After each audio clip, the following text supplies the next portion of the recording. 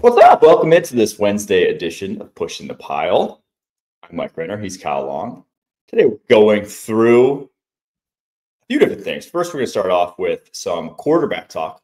Second-year quarterbacks, who's ready to make the leap, kind of contextualize last year's quarterback class a little bit. And then we're going to dive into most important player for every single team in the NFL this upcoming season. That's a heavy, daunting task. It is. How did you, I guess we'll just do this off the top. How did you define important? See, I'm so glad, and you're such a bright MF, because when I first was reading this, I was like, hold on a second, best player, most important player. Is this like the MVP conversation? Should we just list the quarterback depth charts? So I quote tweeted, Pushing the Pile, the X account tweeted out our episode and what it contained, and I quote tweeted it, and I said powertrain players that without them your car ain't going nowhere. So obviously we've got a lot of stars on this list, but there's some guys that might make you think a little bit about why their impact on the team is so important. I think that's a good way to phrase it. My thought process was the player who has the widest range of outcomes was my thought process, because, so if you're the Kansas City Chiefs, Patrick Mahomes, obviously your most important player, your most valuable player. But you need Rashee Rice to stay healthy. That's what I'm saying. You know what you're getting from Patrick Mahomes. It's not as if Patrick Mahomes is going to go out there and throw a dud and get benched by week 8, right? Whereas Rashee Rice, you don't know what you're going to get. Are you going to get the guy you had before injury, or are you going to get the guy who maybe is hampered via that injury? So I went with the guy who basically each team needs to succeed this year to have their best possible outcome. So we'll get to that in a little bit. But it's a fun exercise, but it was, you had to think a little bit. Yes. First off the ball, I wanted to get to quarterbacks. Chris Trapasso of CBS wrote a great article breaking down the quarterbacks most likely to take a second-year leap. I am of the opinion that you could just throw a dart at the quarterback class from a year ago, and you're going to hit one that's probably most likely to hit a second-year leap. All these guys that was just the class. I raved about it all last spring. I was just like, hey, this is a unique class. You don't want to be the Giants not taking one. You don't want to be the team that just passes on it. You're probably passed on a pretty darn good football player. So in your eyes, though, if you had to rank them, I guess the top 3, who is going to have the best seasons of this quarterback class this year? Well, I would be remiss not to get some contextual pointing out here. Okay. Jaden Daniels, you can't get much better, so I'm gonna put him at 1 because their team got better. He got an offensive tackle. Yes. He got another receiver that's a Pro Bowl, All-Pro in the past. Obviously, to add into that offense with Terry McLaurin, and there's some holes in Washington, but Dan Quinn's done a great job really having that culture, have the floor be very high for the Washington Commander defense. So it's that offense that will get better. Obviously, Jaden Daniels is going to his second year. The last football game he played when it was the NFC Championship.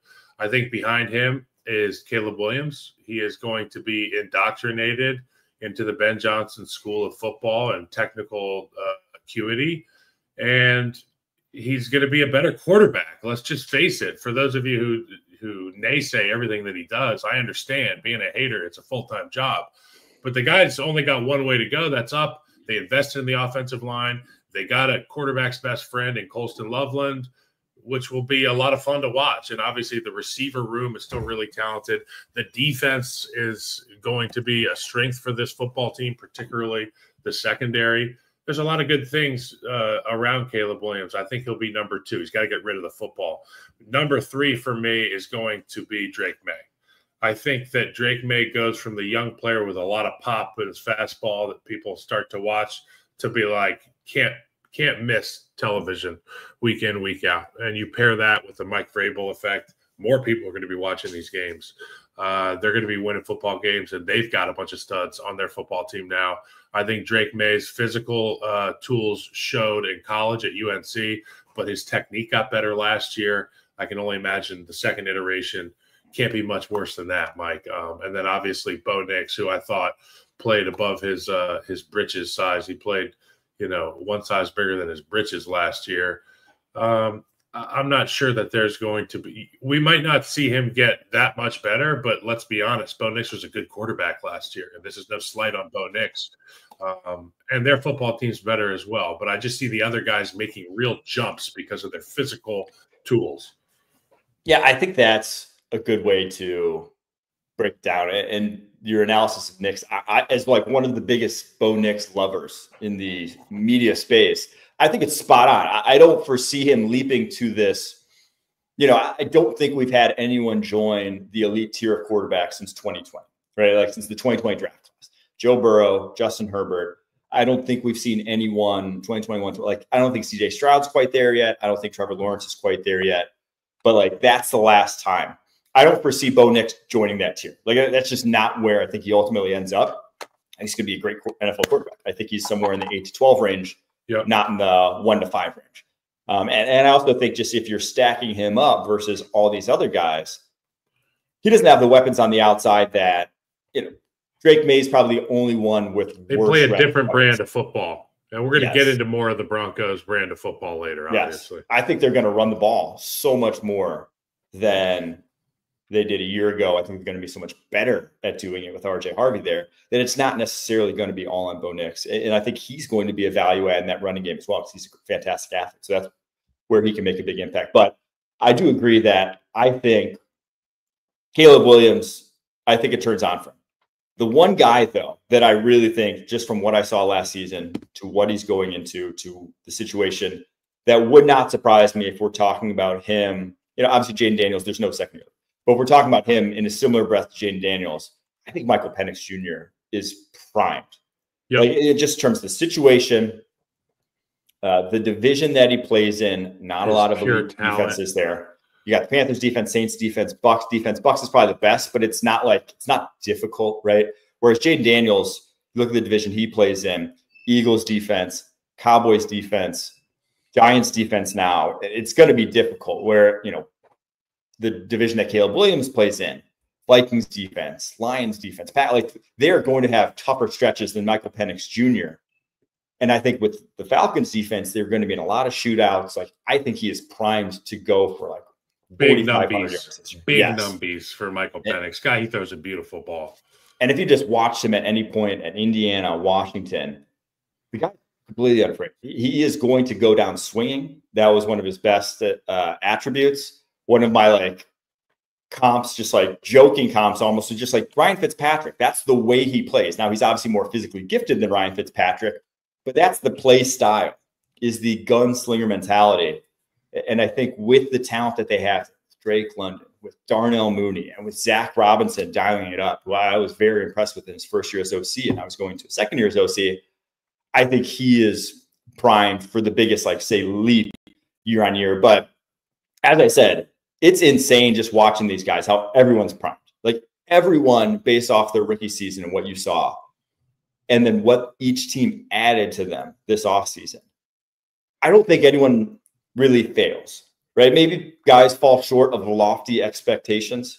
Maybe we set the bar a little too high for guys. I'd even throw Jaden Daniels in there after his rookie season with how high he set the bar. Like, maybe that's tough. People have a CJ Stroud-esque second season where it's just not quite. It's just relative to the first season. Exactly. But it's relative to these high expectations. So that's what I kind of want to talk about jumping off of that was, where do we think this quarterback class ends up? Because I've never, 1 year out, been talking about all hits the way we have. There's 6 first-round quarterbacks. Obviously, we haven't gotten to see J.J. McCarthy. He may be in the best situation of all these guys in terms of the offensive line, the play caller, the wide receiver talent that he has going into year 2. But obviously, we haven't seen him play live football since the preseason. But where do we think this quarterback class ends up? Because obviously 2020 is the last real superlative class, right? The last class that really had a lot of hits. You had Joe Burrow, you had Tua, you had Justin Herbert, Jordan Love, Jalen Hurts. Basically, the first 5 quarterbacks drafted are quote-unquote franchise quarterbacks. They made that status. 2018 was obviously a great draft in retrospect. You have 2 MVPs in Josh Allen, Lamar Jackson. Baker Mayfield, Sam Darnold turned out to be quote unquote franchise quarterbacks, just not for the teams that drafted them. Josh Rosen, obviously the dud in that class, but still a very good class with some high-end talent. You go back to 2012, that had Andrew Luck, RG3, Ryan Tannehill, Russell Wilson, Kirk Cousins. That one was great. Obviously, talent down the board. 04 is held up as one of the gold standards. You're going to have multiple Hall of Famers from that: Eli Manning, Phillip Rivers, Ben Roethlisberger. And then all the way back in time to 1983, which is routinely held up as the best quarterback class of all time. It set the record at the time with 6 first-round picks that obviously was matched a year ago with that 2024 class, but had John Elway, Jim Kelly, Dan Marino, alongside Tony Easton, Todd Blackledge, and Ken O'Brien. So where do we think this ends up in the pantheon of quarterback draft classes? Well, it's really tough, obviously, because you can't project Super Bowls, and none of the guys have them yet. But then again, I go to the 83 class, and the top of the class, you know, I'm looking at Elway, Marino, Jim Kelly, and Jim Kelly went to 4 straight Super Bowls and lost every single one. But damn, he went to 4 straight Super Bowls. Dan Marino is widely known as the guy who couldn't get the job. You know, they didn't have the team around him, but it's also widely known that he's like the Joe Burrow of that generation, where the ball just comes out, it's on time, it's in the right spot, it's layered beautifully, frustrates every defensive lineman. That's the guy that my dad always tells me, you know, John Elway, because of his physical gifts and his toughness, obviously, and Dan Marino, he always says, was a ball machine. The ball was just like, there were no issues. He was a well-oiled ball machine, and he pissed everybody off. But you got to think that, you know, Jaden Daniels is at some point going to win a Super Bowl, and you got to think that guys like Caleb Williams or Drake May, they can, you know, restart the dynasty in New England. There's Denver Broncos is a football team that's kind of got the blueprint to go beat anybody, anywhere. So for a guy like Bo Nix, you know, who knows? I do want to go back and watch Dan Marino Pittsburgh tape. I wonder if that's available. Some Pittsburgh 1982, all 22. Because how did he slip? Like, you watch him throw at the NFL level, and he has obviously elite tier arm talent. One of the quickest releases in NFL history.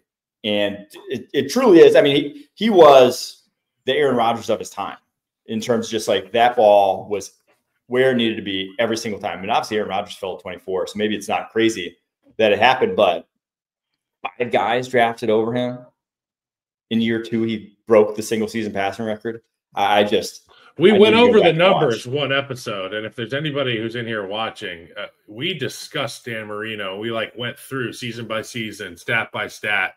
I think it was last year when we were talking about rookie quarterbacks. Actually, we were talking about best rookie seasons, and Dan Marino, obviously one of those guys. And then his second season, he went the opposite way of C.J. Stroud. He just went 1,500 more yards and 15 more touchdowns because he got to play the entire season.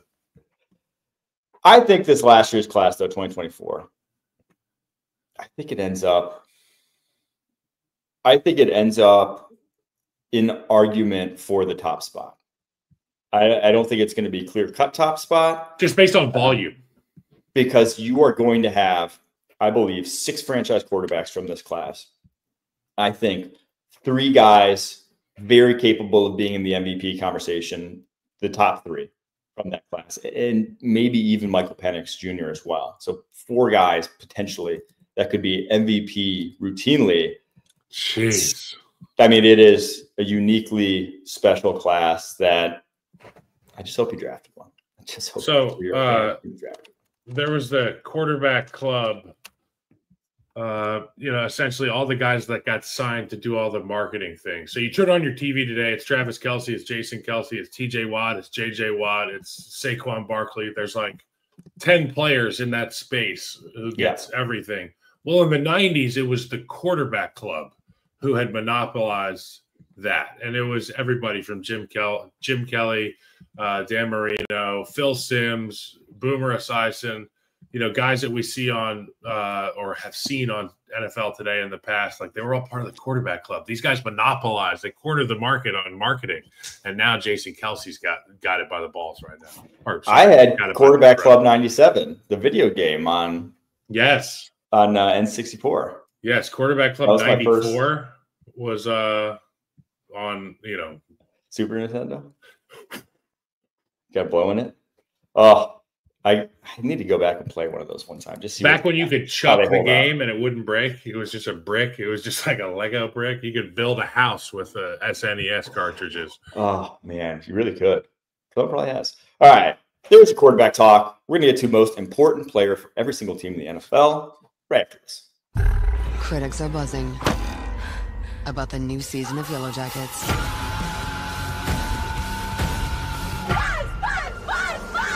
This is not healthy. Yellow Jackets' new season now streaming on the Paramount Plus with Showtime plan. All right, Philadelphia Eagles. Jackets. Watch Yellow Jackets, man. What's it about? I don't know. I just saw the preview and I was a little scared. I almost had to leave the room. Dude, I don't do scary movies. My fiance. I don't either. You don't do them? Okay, dude. She's like, she reads true crime. She loves scary movies. I'm like, how do you do that? And They're then obsessed with disaster and like anything that's scary. And here's the thing: I love scaring her. Like I will, like she'll be coming home, I'll hide behind the door, or I'll like do stuff like that. Hates it. I'm like, you read scary books all the time. She wants to be separated from fear through a screen. She needs a glass, a black mirror in front of her. But I give her one scary movie every Halloween, and that's it. That's what she gets. Okay, I close my eyes. I cringe through it.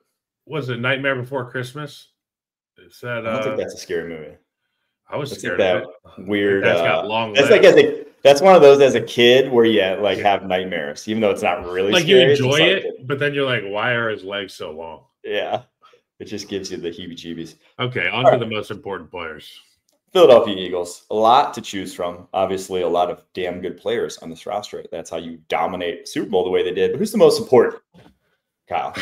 So obviously, there's a lot of talk about Nakobe Dean, but until I see him on the field, I'm not going to consider him a player. But we all know the importance of having the middle of that field and Zach Bond's, compadre out there with him.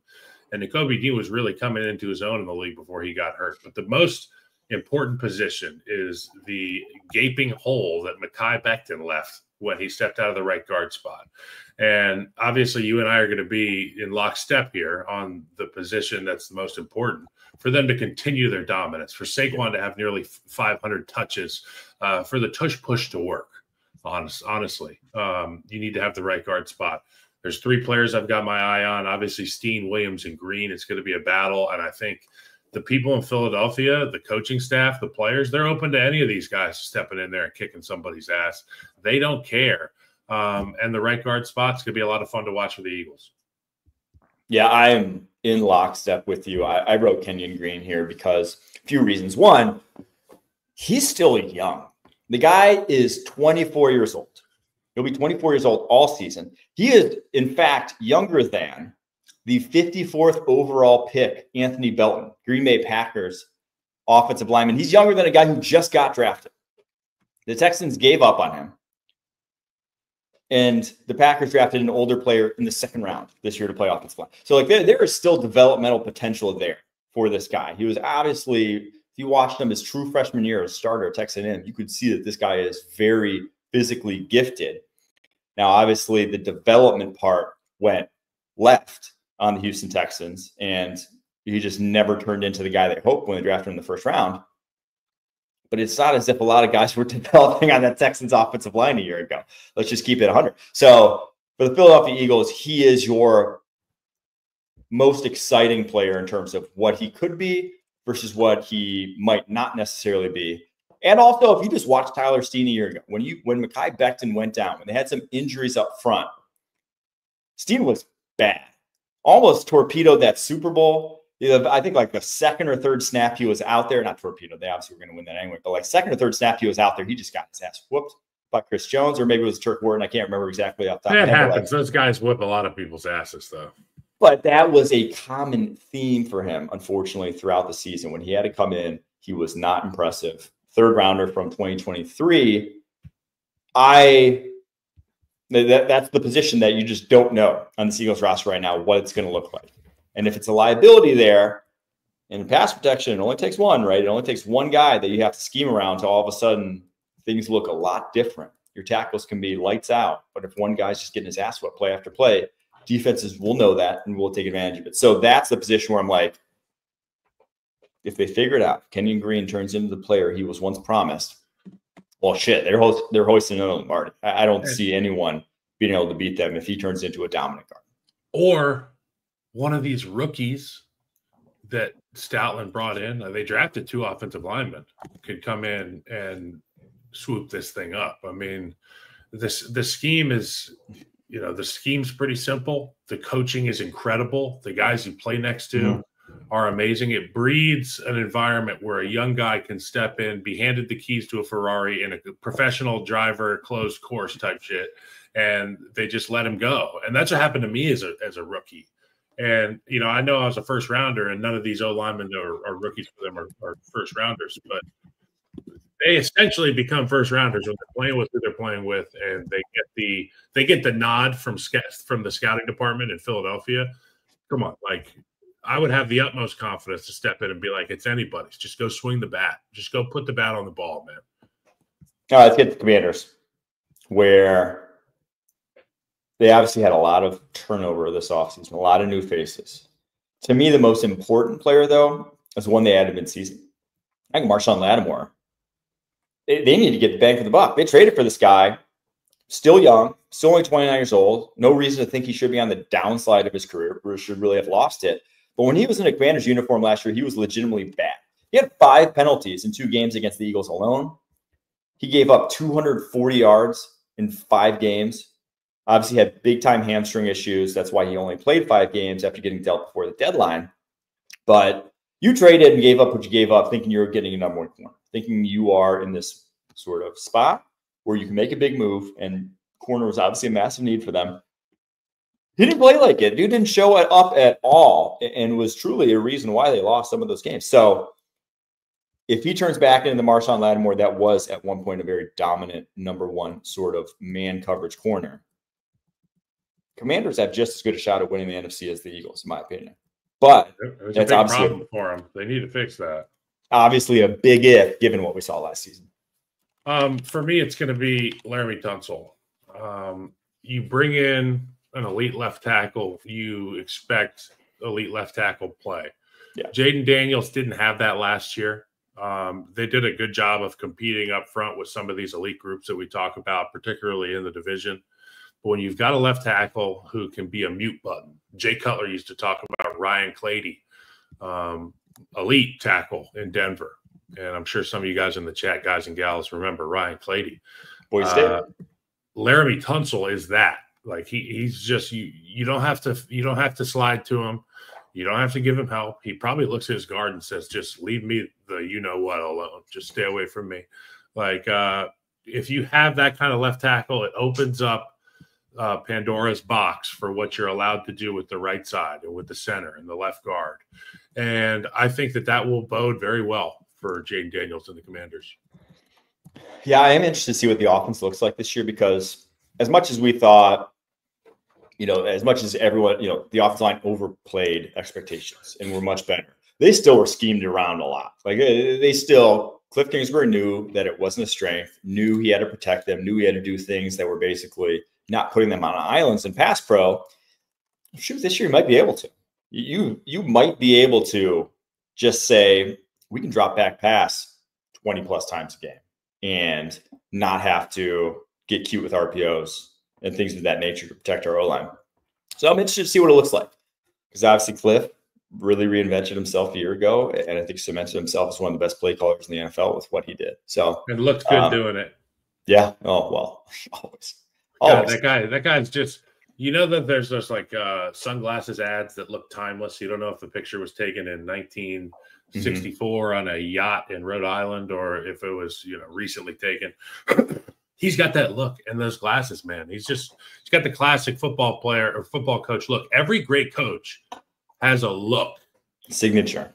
Yeah. He's got a look. We should have known. All right, Dallas Cowboys. Who you got as the most important player here? Jack Sanborn, linebacker.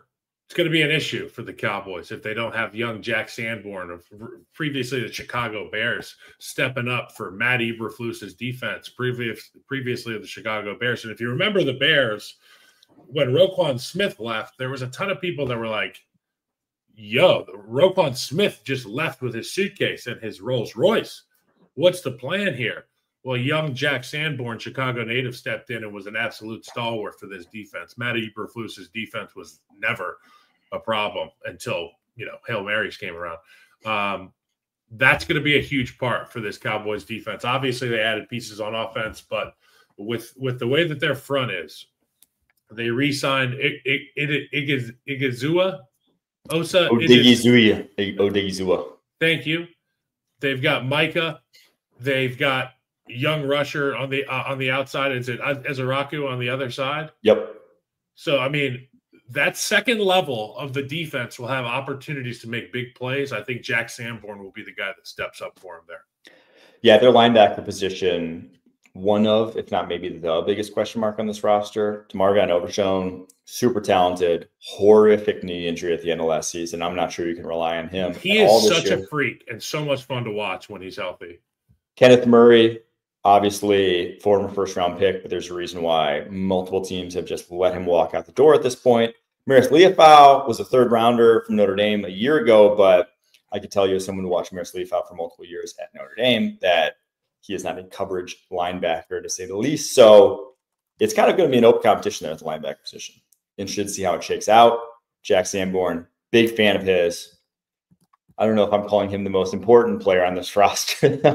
George Pickens. Well, look, obviously George Pickens is going to be huge, and that's why I tip my cap to the Cowboys for taking a shot on a guy in a contract year. But if we're talking about guys who are going to have an opportunity to make a huge impact on the team, it might not be the most important player, but to me, it's one of the most important storylines because you got a new DC, you got a new head coach. Your new DC is a former head coach who, while he wasn't a game breaker coach, he had a really good defense. And I think Sanborn could be a huge part of that. I think he's primed to start for them, though. Like when you are at the second level of the defense, quote unquote quarterback of the defense, having the knowledge of the scheme the way he does is going to put him to the front of the line. He's going to be there every rep teaching other guys how to play this defense. And I think it's a big reason why they obviously added him this offseason. But George Pickens is just like the range of outcomes. If he wants to play like he's in a contract year and like he wants to get paid next year, you are going to get a guy who's of comparable talent level to your number one receiver right in the ceiling. Like truly that good of a physical talent. But obviously we've seen that with George Pickens' talent is probably secondary on the list of outcomes that impact his down-to-down performance. New York Giants, where some of the biggest offseason turnover in terms of adding to this roster of any team in the NFL, brand new quarterback position, a lot of new faces on defense, but who to you is most important? Okay, so Andrew Thomas has been a guy that they've had laying in wait for a team to arrive, for an opportunity to arise, and his health has been obviously in question, but he's healthy now, and with the way that they have this group loaded on defense, on their defensive line, obviously you'd like to see that offensive line start to gel and come around. He's going to be a huge part of that for whoever is playing quarterback for the New York Giants. Andrew Thomas. Yeah, I mean, he is an elite left tackle in the NFL, but obviously of late just hasn't been to stay healthy. And when you have a left tackle who's in the lineup and out of the lineup, well, it's just hard to get continuity. So over the last 2 years, 416 snaps in 2024, 576 snaps in 2023. So that's not a full season since 2022, but guy's still young. And when he does play, he's still damn good. Hey, I'm right there with have injury issues. True. Kind of still does. But like, it's not, I'm not damning him to those, but just guy needs to see the football field. I'm going to Abdul Carter, though. Give me Abdul Carter. Yep. Because he hit the ground running the way, say, Will Anderson did, the way Jared Verse did, the way guys of that caliber, you hope they do, Micah Parsons. This team they could be a playoff team. They are that good along the defensive line. Their defense should be damn good this year. Truly. I'm not sure. I keep saying it, but I'm not sure people have priced that in correctly, how good this defensive line is.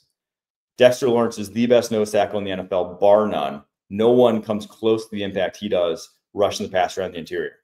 Brian Burns is obviously an elite speed rusher. You have Kayvon Thibodeau, who took a big leap last year already. And he's just a rotational piece at this point with your addition of Abdul Carter. So you got 3 talented edge rushers, 1 dominant interior guy. That is the makings of something special. But it's obviously going to come with Abdul Carter having to hit the ground running and being healthy after all the injuries he had in the pre-draft process. Now let's get to the North, where we're going to go Detroit Lions. I'm going to Aiden Hutchinson. It's just, he was on a fast track to Defensive Player of the Year last year, 45 pressures in 5 games. It was basically, if he was healthy, I don't think it was going to be even an argument. It was going to be unanimous selection the way he was going. But then he had a gruesome broken leg, tib fib. Will be back, yes, but like, will he be Aiden Hutchinson? That remains to be seen. Look, as a guy who has had multiple big-time injuries and had to recover from different levels of injuries, I never had a tib fib, but I had a tibial plateau fracture, which is where you get hit in the front of the leg and your leg bends backwards and the bones hit so hard, the femur and the top of the knee bone, they hit so hard that they just explode. So I had to recover from that. And that was the one that was the most traumatic surgery. Like, they had to go in and pull fragments out and all this stuff. I've got metal in there. It took me a year and a half to where I was out there running around and playing tennis and, you know, shooting hoops and jumping off 2 legs. Obviously, he's going to be, and that was the last year of my career. So I didn't rehab the same way. Hutch, I mean, still, even if he deleted 6 months off the recovery, he won't feel the same for a year. And we saw him working out, and it didn't look like the Aiden Hutchinson that we remember being dominant. Yeah, but people lose sight of the fact that that was a brutal injury. And you have to have an appreciation for whatever he does. But if he's great, they're going to be great. If he's not great, it's going to be a problem for the Lions. I agree with you there. My most important are John Morton and Kelvin Shepard, the coordinators for the Lions. I know they're not players, but they have a lot to do with the players. Yeah, that one's pretty evident as well. And it's just like, hey, you got big ass shoes to fill. You know, you're leaving probably the biggest shoes of any OC-DC combo in the NFL. So yeah, for the Detroit Lions, that's obviously where their season's going to fall. Vikings, to me, this one's obvious. It's JJ McCarthy. Like, it's kind of the same as it was last year. It's like, it's just Sam Darnold. How good is Sam Darnold? This year, it's just JJ McCarthy. We have no freaking clue. How good is he going to be? That's your most important player. Without saying JJ McCarthy, I'll just say Christian Darrisaw, because that will be directly impactful on McCarthy's success. Darrisaw, is he going to be the same coming back from injury? You know, this group is really good when they've got their tackles right. So that remains to be seen. All right, Green Bay Packers. To me, this one's, as just a Packers fan, this one's very obvious. It is Jair Alexander.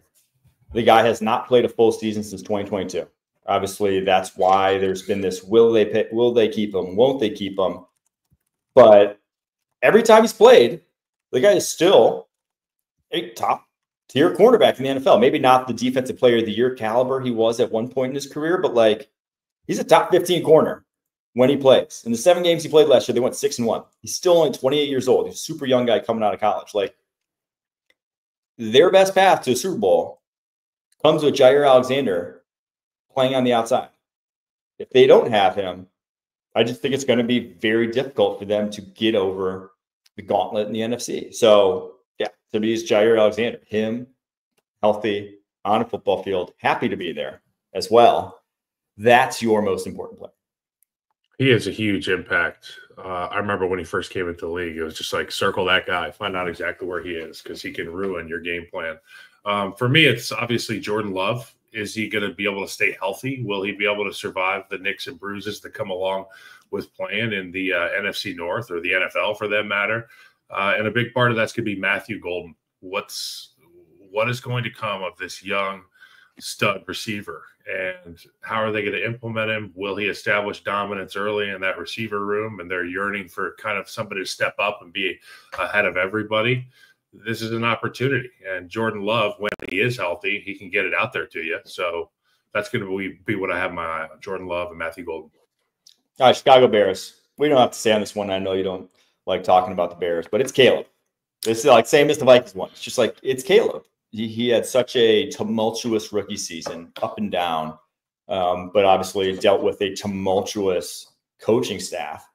And if you just like read the article that came out from who is it, Seth Wickersham or whatever on ESPN about just talking about what he had to deal with from that coaching staff. It's like, yeah, maybe it makes a lot of sense that he didn't have quite the rookie season that other guys did in that class, but it's him, in my opinion.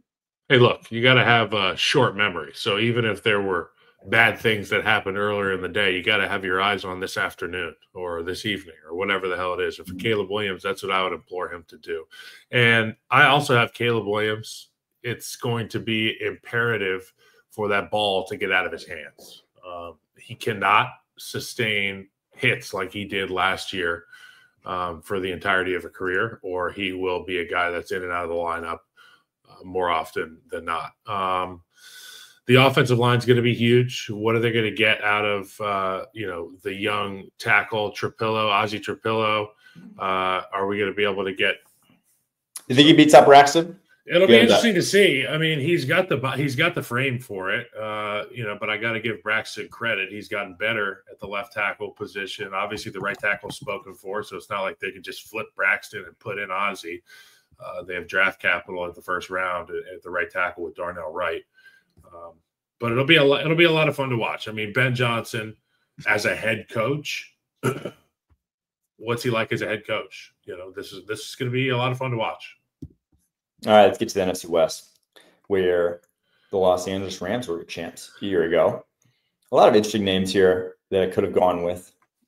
I went with Devontae Adams because massive name wide receiver, right? But last year watching him, he was not the Devontae I knew and loved as Green Bay Packer. He's taken a step back in terms of just like his pure athleticism, but that's not always the way he won. He has great ball skills. He's a crafty route runner, but he will turn 33 in December. And kind of the same things we just talked about, crafty route runner, great ball skills. Well, that applied to Cooper Kupp too. And the wheels kind of fell off with him in Los Angeles. So I'm just interested to see how he pairs into that offense. If he's a great fit and has great rapport with Matt Stafford, this could be a top 5 offense in the NFL. But that's why I'm saying he's the most important guy here. So obviously I am on the edge of my seat to watch Matt Stafford and Devontae Adams do work. We talked about the uncertainty at the offensive line position and how it doesn't really breed a lot of confidence for an aging Matt Stafford standing back there, a bit statuesque at times. And for Devontae Adams, he kind of lacks that top end speed. They're obviously going to need to rely on other people. I think about Kyron Williams as a guy that's going to be massively important for this offense, but Puka Nacua. And in the same way that I was talking about Caleb Williams and taking hits and sustaining hits week in, week out, I mean, he's going to need to be healthy if they want to have success offensively, because if it's just Devontae Adams out there, the defense can dictate terms, and somebody else is going to have to beat these guys up on the outside. And Matt Stafford more than likely will need to have a little bit of time. That being said, if Puka Nacua is healthy, he's a real winner. He's an integral part of this offense. I want to throw a shout out to Jared Verse too. I'm very excited to see what he does for an encore, because like his rookie season was special. And now he's unique prospect in that he was already older. Right. So is there a next level in his development, or is he just like, that's who he is? I mean, like, obviously, if that's just who he is his entire career, you're still happy as hell as a Rams fan. He was insanely good. But that guy plays football just the way you want a defensive end to play football. An easy fan favorite. Seattle Seahawks. It's Darnold. I mean, it's Darnold with the weird fit to this slow receiving core, but paired with an OC and Clint Kubiak that love to tack down the football field. He obviously has some crossed over there. I believe Clint Kubiak and Darnold were both together in San Francisco at one point in time. So that's it. I mean, it's just like, what does it look like? Is he the guy we saw in Minnesota, or did Minnesota and Kevin O'Connell really do a lot to smooth over the weaknesses in Darnold's game? Yeah, it's Sam Darnold for me. I mean, there were so many variables that played into. There are so many variables that you can't ignore in Minnesota that don't exist in Seattle for a quarterback to have success. It's hard not to say Sam Darnold. And obviously, with the quarterback-driven league, they moved off of Geno Smith. They got rid of DK Metcalf. They're going to ask Sam Darnold to cure a lot of these ills. That's the most important guy. Arizona Cardinals, where there's a lot of new faces on the defense side of the ball to choose from. But I'm going with Marvin Harrison Jr.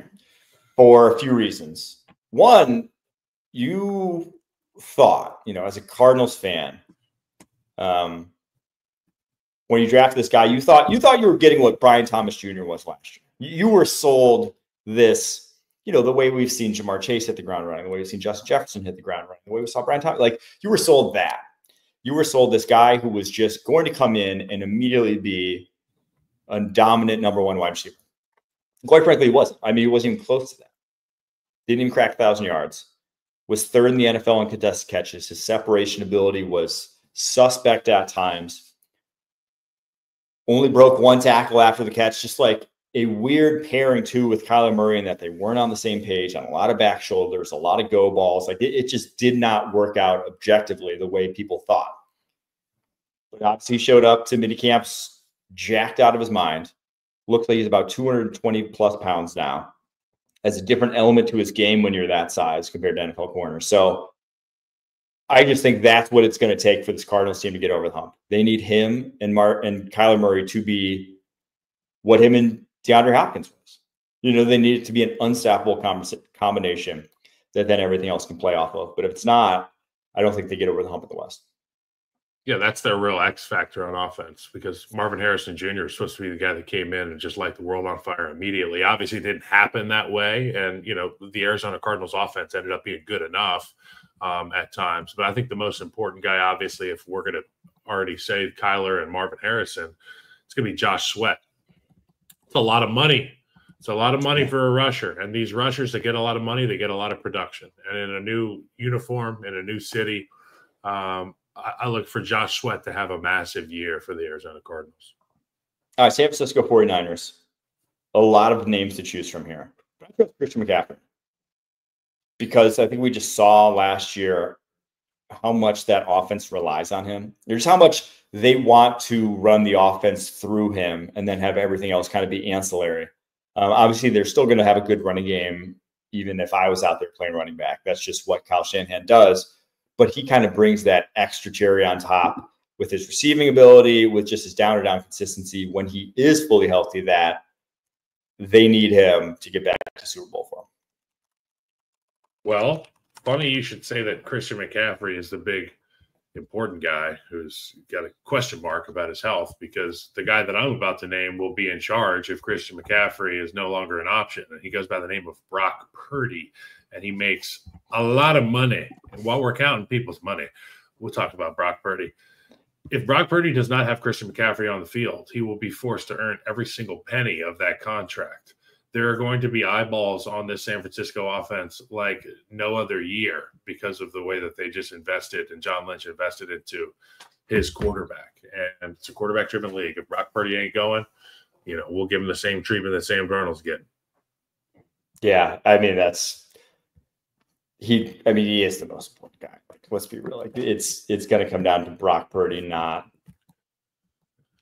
taking any step back if the talent takes a step back, but we'll see if that's the case. That's why they're paying him. All right, Tampa Bay Bucks, NFC South. I'm obviously the NFL media's biggest Bucks fan this offseason, apparently. I can't stop talking about them. I can't stop gassing them up. And one of the reasons is I am a massive fan of Kalijah Kancey, their defensive tackle. They're undersized 3-tech who can really rush the passer.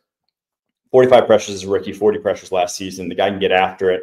He's still only 24 years old. I think in year 3, I'm looking for a breakout season from him into a dominant sort of pass rusher. And if that's the case, they will be a 13-win team. Like, if they have him if they have Vita Vea, if you have Hassan Reddick, if you have, I'm blanking on the guy from Louisville's name at the moment here.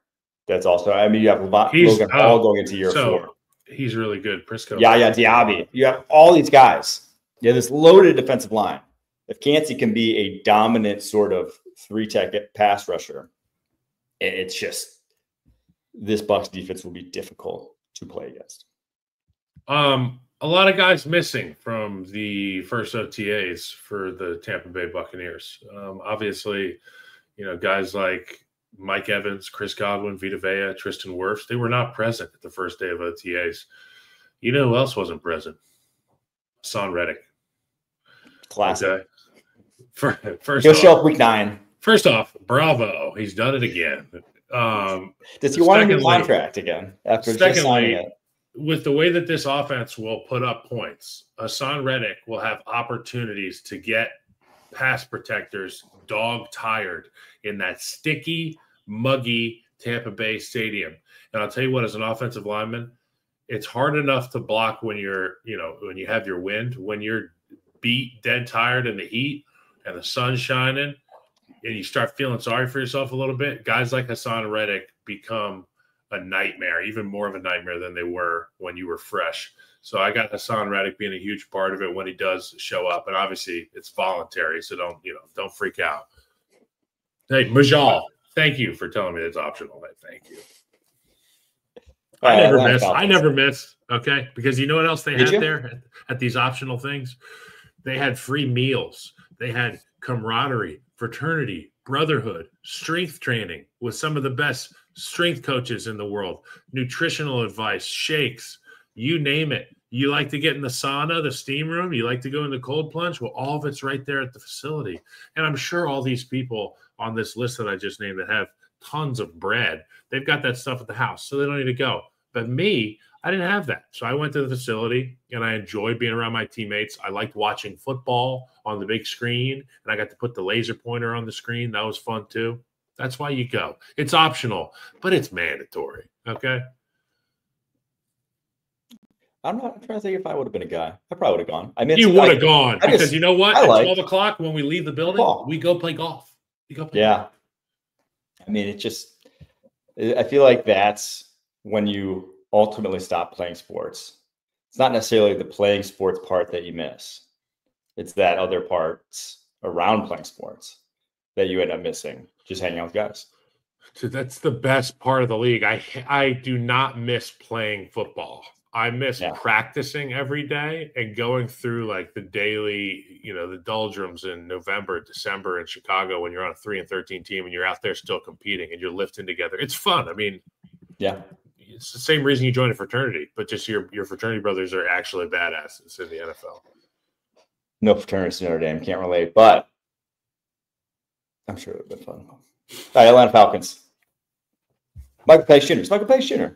Yeah, it's the same reasons of all of these second-year quarterbacks. Just like we don't know what he is yet. That's why he's the most important. Michael Penix's backup quarterback is wildly important because this is the team that could make a run. They could be 6-2. We look up and they're 6-2, 8-3, because Penix could really go off here in his second year. But then something, knock on wood, something could happen. He could break a shoelace, as a coach would say. And then we got to have the next guy up. Who's it going to be? Is it Kirk Cousins? What's the deal? What's your tertiary plan? Carolina Panthers. I went with Tedero McMillan. Yep. I just think like they obviously are so reliant on him for a number one option in offense. I think watching Xavier Legette just as a rookie through his time in South Carolina, I think he could be a quality NFL wide receiver. I at no point see him being like a guy that you feature consistently. He is a secondary, tertiary option that's like a downfield route runner. But if you're really trying to isolate him one-on-one and be like, oh, we see man coverage, I'm going that way, I just think like you will be disappointed more often than you would like for a number one wide receiver. Whereas T-Mac, he can be. So how quickly can he get acclimated to the NFL game? That's why he's the most important player for them. Yeah, that relationship between quarterback and receiver is so important. And if you don't have a quarterback that has that real oozing of confidence and somebody that you can just latch on to, like, you know, one of those little fish on a shark, that's like a young receiver on a quarterback. I need Bryce Young to be the shark. So for me, it's going to be Bryce Young this year, because if he doesn't show up with that mentality, looking to improve on the things that he's already made leaps and bounds of improvement on, T-Mac will not have the same experience as rookie year. New Orleans Saints, where we can go fast. Obviously, I don't think you could have the most important player in the world on this Arch Manning. Yeah, right. I mean, I do think it's Shuck, it's Rattler, it's whoever gets the quarterback job. But outside of that, the O-line, how does that O-line reshuffle going to look? I'm very interested in that. That obviously, I think there's potential for a house of a run blocking offensive line. Like, this could be a very, very good running game with Kellen Moore, who obviously just presided over one of the best running games of all time in Philadelphia. So I am excited to see what that looks like, but I don't think, however good it is, I don't think it'll matter too much for the Saints too. I would take a quick break after that. Going to hit on the AFC. Right for this. The most original musical ever is now streaming on Paramount Plus. I'm just giving the people what they want. Better Man absolutely sizzles from start to finish. Whoa! Better Man, now streaming on Paramount Plus. Buffalo Bills. I want Joey Bosa. You know, Josh Allen's MVP. You know what you're getting. We don't need to harp on that. Joey Bosa could be, he could be Joey Bosa, right? He could be the guy who was. He is. He's got a calf already.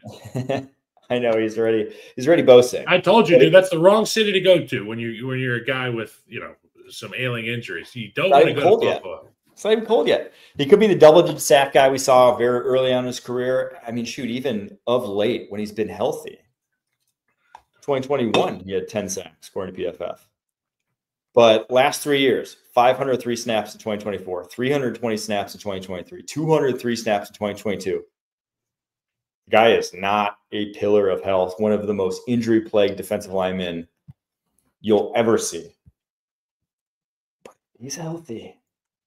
That is he's probably better than Greg Rousseau still. He's your best rusher. So he's a much more player.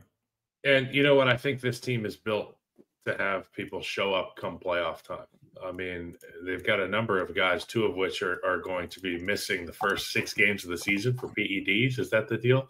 Well, you know, Joey Bosa, I'm sure they're telling him that calf, just rest up. Go lift your weights. Go hit your shoulders, tries, buys, back. And come see us when the Mercury's in retrograde. Maybe he shouldn't be lifting. Maybe he should be doing like yoga. Or that's what Julius Peppers did. Julius Peppers never lifted, bro. He was just in there doing he'd lock his feet into the bench and he would just do like those things where you do hamstring like decels. He would do those. Yeah. He would do band work, and then he would go out there and just pillage football fields. Until he was like 38. Maybe that's the secret. Just keep it limber. When you're that much of a freak, you don't need to reach new heights of lifting. You need to just keep those tendons firing on all cylinders. All right, Miami Dolphins up next. I went with Patrick Paul, your newly minted left tackle there for the Dolphins, your second-round pick from 2024, who, when he was thrown to the Wolves last year, wasn't good. And I've talked about how at 6'7", he's going to be into his sightlines. I'm a little worried about that. I'm curious to see how it goes because he had a 44.9 PFF grade last year in 338 snaps. He was not good. And that is not a hard offense for pass protecting when you have Tua Tagovailoa. And he still was an issue. So I just think like going from Toronto Armstead, one of the best in the NFL, to him, we'll see how it fares. Dude, the article that we're getting all this from has Tua Tagovailoa, Tyreek Hill, Jalen Ramsey. Those are the 3 biggest question marks, I think, in the league. I mean, Tyreek Hill, are you going to get some semblance of the cheetah who I saw on Aiden Ross's stream yesterday? And for those of you who don't know, he's like one of these edgy YouTubers. Tyreek was on a party bus with them. Jalen Ramsey, doesn't want to be there. He doesn't want to be anywhere, by the way. You ask anybody that's been around, him on any of these teams. He wanted out of Jacksonville. He wanted out of Los Angeles. After a Super Bowl, he wants out of Miami. And then for Tua, we know the deal with Tua. I mean, he is a prolific quarterback. He's somebody that can run Mike McDaniel's offense to damn near perfection with his anticipatory throws, with his rhythm and timing. But he's got that one giant red flag, and you are one hit away from Zach Wilson being out there running Buster Solid deep shots. So that's what I'm going to have my eyes on. Tua Tagovailoa. Yeah, I do think the Dolphins, they have a lot of guys whose range of outcomes are all over the map. The range of outcomes are not even all over the map. They're not even on the football team, right? The range of outcomes are not even being there this fall. So weird team to break down at this point in time. New York Jets. Justin Fields is obviously the headline. I went with Breece Hall, though. I think Breece Hall is because it will be, as much as it'll be a Justin Fields show in terms of he'll be running the football a lot. I think no one touches the football as much as Breece Hall. I think Breece Hall may have more touches than Justin Fields has pass attempts. And it's going to be a run heavy offense. That's what your offensive line set up for. That the talent you have on the outside in terms of receiver outside of Garrett Wilson, which is to say not much, you are set up to run the football. And Breece Hall, after an insanely good rookie season, 5.8 yards per attempt, was promised to be this next big thing. Towards the ACL, that rookie season, it just hasn't looked the same. But he is still 23 years old. He didn't turn 24 until Saturday. Had 6 fumbles last year. There are reasons to be very excited about him when you watch him. But if it doesn't happen this year, it ain't happening. But if he is the guy that we saw as a rookie, you have a chance. You have a chance to make the playoffs, in my opinion, for the New York Jets. A 9.9 or 9.9 RAS score is what the most important player for the Jets had in this year's combine. He goes by the name of Armand Membu. Oh, yeah. And if they're going to run the football, this is going to be the tip of the spear that which you follow into the void. Okay. Justin Fields is going to get to know Armand Membu's ass so well. Breece Hall is going to know each freckle that is on Armand Membu's back. And as well they should, because he's a stud. This team is going to be built to run the ball. And if they hit a home run with that first pick, it's going to be bode very well for this offense. With the size of Membu's ass, that's going to take a while. So, dude, a lot of studying. Better start studying now, Breece. All right, New England Patriots. It's just Drake May. Yep. It's just, where does he push? Where does the ceiling go? I think it's sky high. I think his rookie season was insanely impressive given the supporting cast. Now, the supporting cast is still not great, right? I think if you're just stacking his supporting cast up with all the other supporting cast in that draft class, he is dead last. But I think it's still good enough that if he truly is as good as people think he is, he'll be able to overcome it, and he'll still have a top-tier offense. So it's Drake May. Do you remember the video from the Minnesota Vikings in probably 2017 where they were in the locker room asking, who would you not want to date your sister? And yes. Everybody said Stephon Diggs. There's the video of him on the boat yesterday. Stephon Diggs.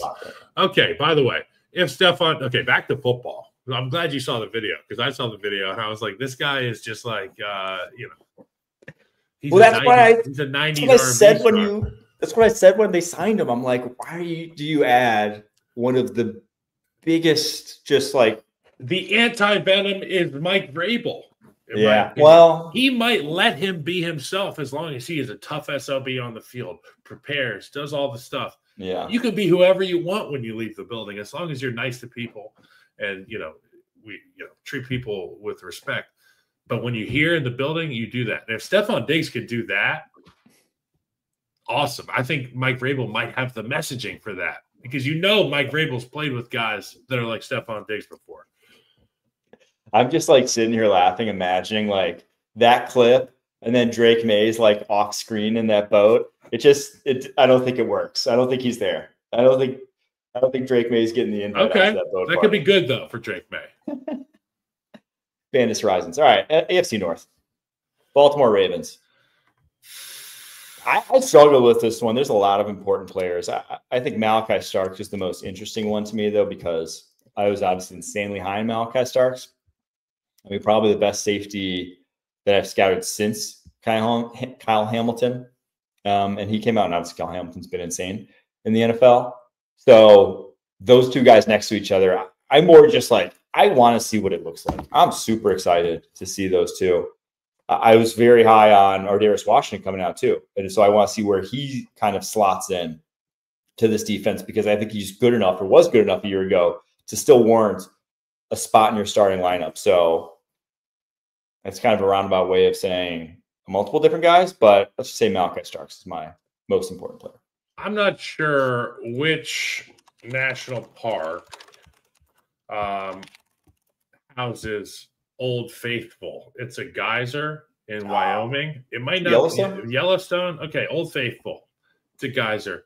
And you know what? It's amazing because that thing just billows steam and water out of it all the time. It never stops.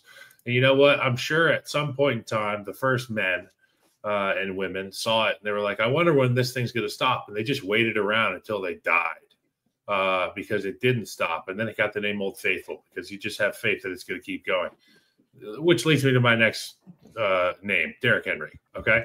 Derrick Henry is Old Faithful. If Derrick Henry does stop, producing water for this offense, then the entire complexity and confusion of the Ravens offense is in the hands of Lamar Jackson. I think he's capable of, weathering that storm. I think he's that great of a quarterback. But man, oh man, if Derrick Henry's not part of this offense, if he doesn't have the same production that he's had in years past, it's going to look a lot different. Derrick Henry also is 31 years old.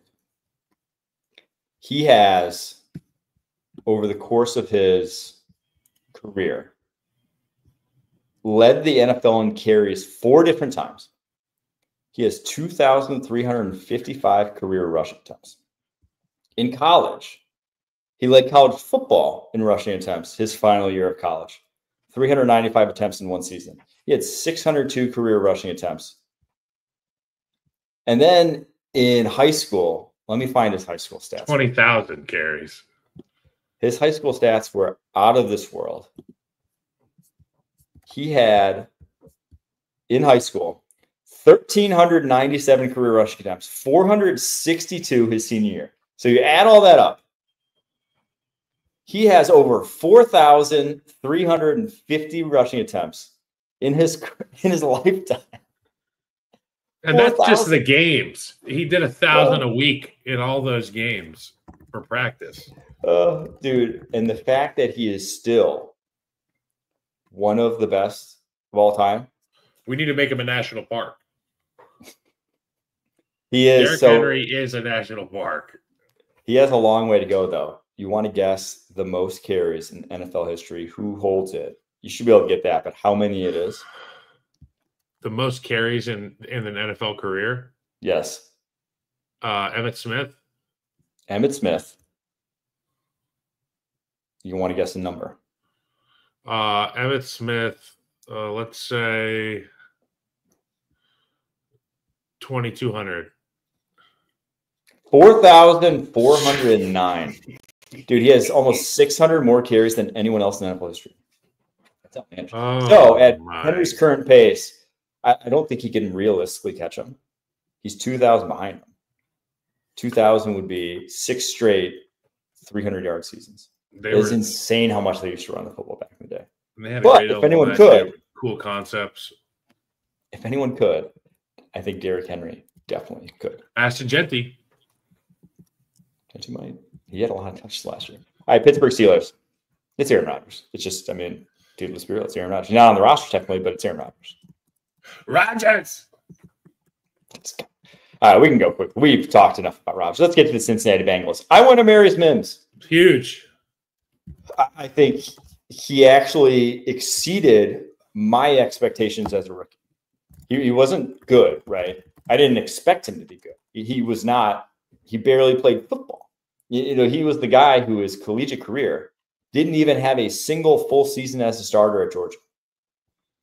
He had a bunch of injuries, but 297 snaps last year, 385 the year before that, 803 career total snaps. He was the first offensive lineman to have that few snaps when he was drafted since Ryan Ramczyk, and Ramczyk was a unique case in that he only played 1 year of Division I football. So Marius Mims is inexperienced as they come, but he wasn't terrible down the stretch. He only allowed 2 pressures his final 4 games in the Cincinnati Bengals uniform. Now, some of those they rotated him in and out, but dude, I don't know. I think if he turns into the guy that you thought he was going to be, and he has all world talent, like the guy is so physically gifted. If he turns into a Pro Bowl type of tackle this year, this Bengals team, man, still never had a good offensive line. If they have a good offensive line this year, they can get back to the promised land. I have my eyes. I mean, every time you watch the Bengals or the Bengals are on, I just rave about their offense. I'm obsessed with the offense, but I am obsessed with the Bengals defense. And obviously with Al Golden in town, there's going to be new messaging for a lot of these defensive guys. And Trey Hendrickson, that stuff looms large, but it's that interior part of the defensive line. Slayton Hill, Chris Jenkins. I need all these guys to step up because stopping the run is going to be paramount because teams are going to be trying to play keep away from Joe Burrow. If you can't stop the run, you get into these holes and they can do so much else offensively against your defense. It's got to come from that inside 3. And whoever those guys are that are rotating. I know BJ Hill is going to be still banged up for a bit. All right, Cleveland Browns. I went with Michael Hall Jr. Obviously, in the quarterbacks. Pick your poison. But I went with Michael Hall Jr., the second-round pick from a year ago, who obviously was sidelined to start the year with a domestic violence incident, which, seems par for the course for the Browns at this point. But the guy is unbelievably talented. One of the biggest physical freaks in last year's class. You're like 4.7, 5.40 coming out of Ohio State. One of the reasons he fell was, though, off field. Did not get a clean bill of approval from the Ohio State coaching staff. Ohio State coaching staff would not vouch for him coming out of Ohio State. And that's crazy, by the way. Round. The NFL calls you. The NFL calls your place. Hello, this is Tommy from Ohio State. Yeah, we want to know about Mike Hall. Click. Yeah. Basically said, yeah, we're not going to say draft him. So that's what happened with him. Fell the second round. Obviously, he's turned out to be, I don't say correct, but came so much to fruition early on his rookie season. Hopefully he's learned from his mistakes. Hopefully he's got his head on straight. But when you watch him play football, man, the guy can get after it. He is explosive as hell. He had 16 pressures on 162 pass rushing snaps a season ago. I think he can be a real impact interior defensive lineman. He's only 20 years old when he was drafted. He's still super young. So there's a lot of developmental potential there. And you put him now next to Mason Graham, and I think that D-line could be sick once again. But it comes up to Mike Hall making the leap. I know Myles Garrett's going to show up. So I wrote down Mason Graham. And next to it, I said, if you want to make a statement and swing things for your franchise, you need the rookie to show up and bite in the face. I need Mason Graham to show up and bite people's faces off because that will be the identity of this football team, that defensive front. And if you've got an identity and that identity resides in the front 7, you got a good football team regardless of what the hell's going on around you. Yeah. I mean, Chip Schwartz ain't going to blitz much. He wants his front 4 to be dominant. He's going to put him in situations to be dominant. Bully ball. Didn't have the horses to do so a year ago. All right, Kansas City Chiefs, AFC West. I'm going to cheat here a little bit, and I'm going to say 4 different guys in 2 different positions, but that's the most important. It's the left side of the offensive line.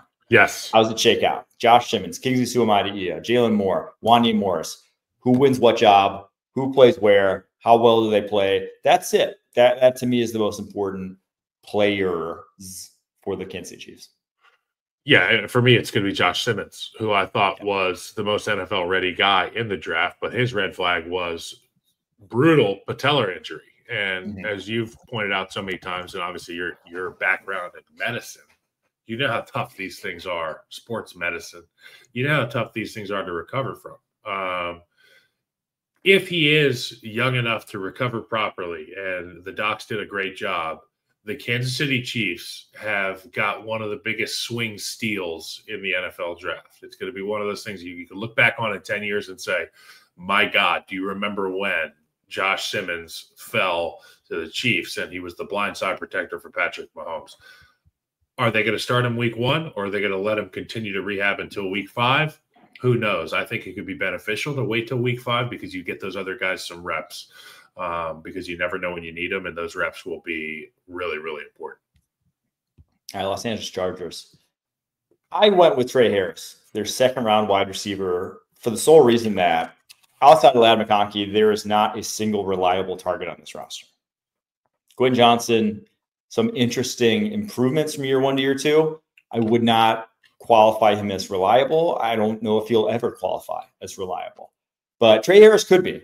He has so much better ball skills, much better hands, and is, he was a 5th-year guy coming out. You hope he is NFL ready coming into the league. Obviously didn't run a ton of routes at Ole Miss, but is a physically gifted human being to be able to run a bigger route tree than he did. So how quickly he can build rapport, how quickly he can get up to speed in the offense to give them and Justin Herbert a plan B when Ladd McConkey's getting doubled. That's the biggest thing in my opinion. I think that Justin Herbert is a huge part of their success, obviously, and how he performs in the big game will be paramount. But I think a guy like Khalil Mack is who I'm going to name, because it's not often that a player – he's been on 3 teams. It's not often a player's been on 3 teams and had that level of respect from teammates, fan bases, everybody, and you produce. Khalil Mack's done that in Los Angeles or in Oakland. He did that in Chicago, and he's done that in Los Angeles with the Chargers. I think you need that kind of leadership on the defensive side of the ball, and obviously you need that kind of production. They've lost some pieces down there in the Chargers building, so particularly on that front, Khalil Mack's going to have to step up, be a huge part of their success. Denver Broncos. I went with R.J. Harvey. I just think their running game was a mess. Javonte Williams had obviously lost a big step, was not any sort of big play threat whatsoever.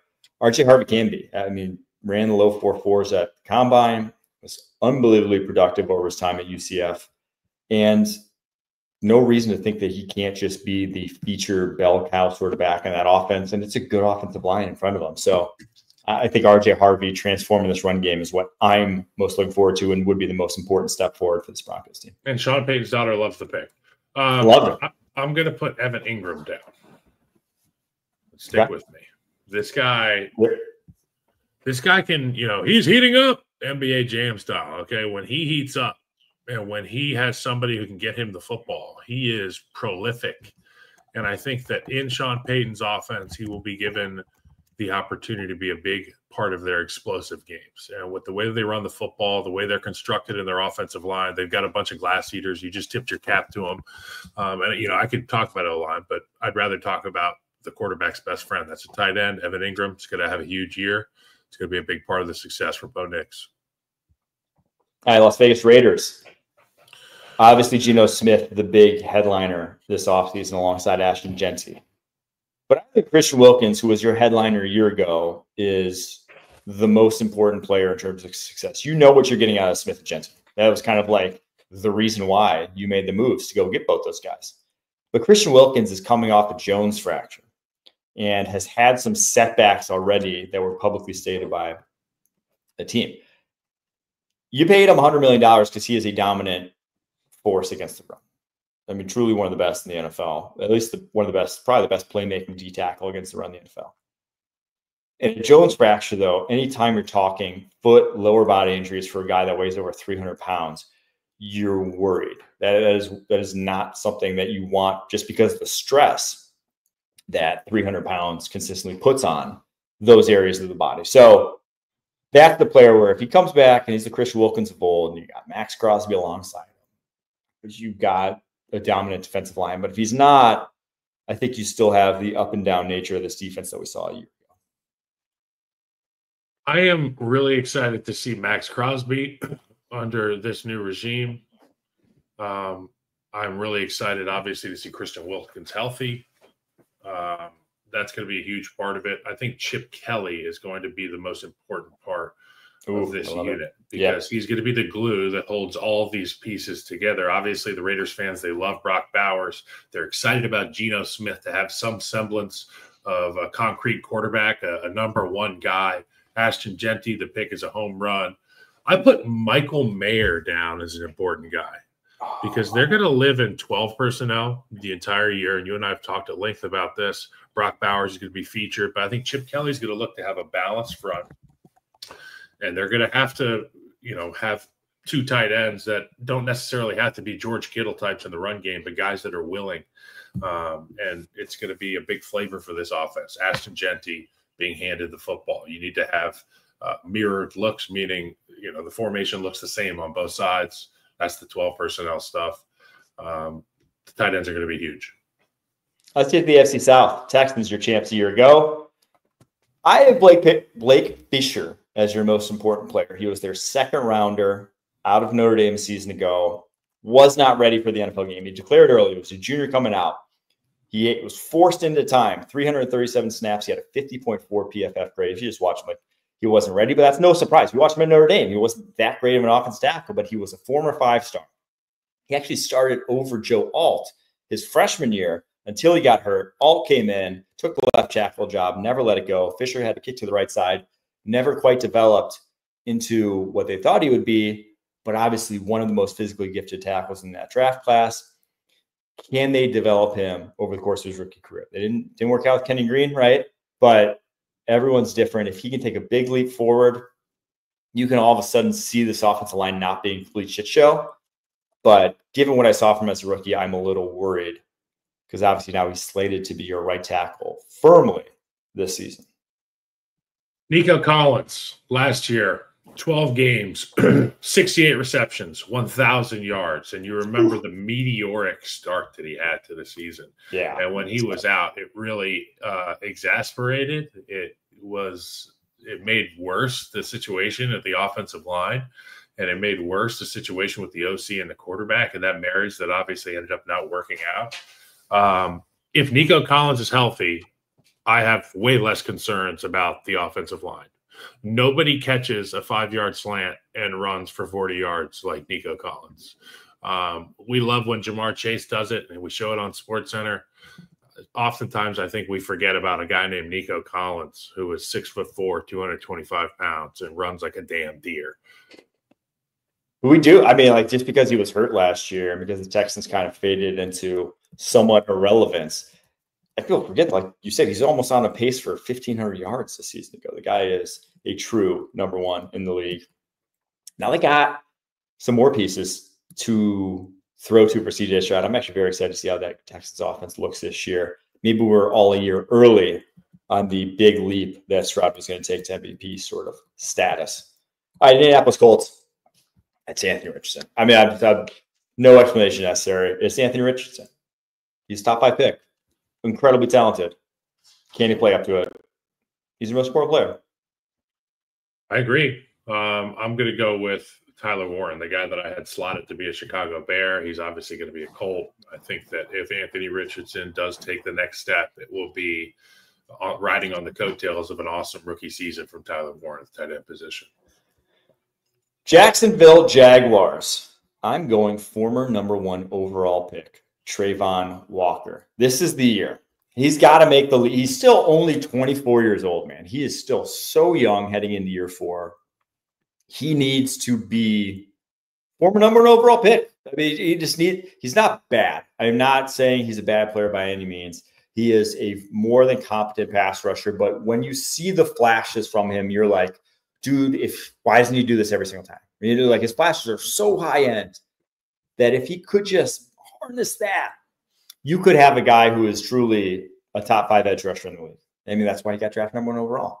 But he's not even close at this point. He's not even top 30, maybe not even top 50. So he needs to make the leap into real deal every down, have to do something about him, impact player, for this Jags team to, in my opinion, usurp the Colts or the Texans to win the South. If he's still ho-hum, average sort of pass rusher, this Jags defense isn't going to be good enough to win the South. Look at the offensive side of the ball. I got Trevor Lawrence circled as a potential comeback player of the year candidate. Obviously, Brian Thomas Jr. has the ability to go and be like an all-pro this year. But Travis Hunter, they went up and got this guy. I need him to be a dude, and they need him to be a dude. So I think that Travis Hunter is the most important guy. I've also got a couple O-linemen circled: Macari, Hainsey, Wyatt Milam. Of course. They need everybody to show up. If they're gonna have the turnaround that we'd like to see from Jacksonville, you need Trevor Lawrence to hit.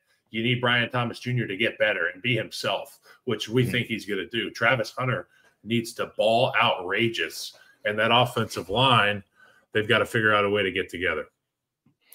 All right, last team here, Tennessee Titans.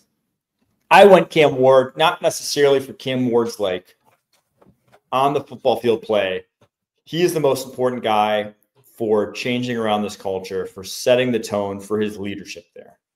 If they can be more competitive down the stretch than they were a year ago, if they can at least stay in games and not, I don't want to say they quit down the stretch, but it's just like they kind of fumbled the bag. You knew the season was over and there was no one really cobbling it together, getting guys best week in and week out. So that's what I want to see. And I think he can. One of the reasons I was super high on him was his leadership ability, was what he can bring to a locker room. So that's why he's the most important player. Yeah, I'd agree. I mean, number one pick, all eyes on this guy, an opportunity to turn this thing around in Tennessee. It's got to be Cam Ward. All right, there you have it. The most important player for every single team in the NFL. A little bit of a longer episode, but we had a lot of ground to cover. That's fun.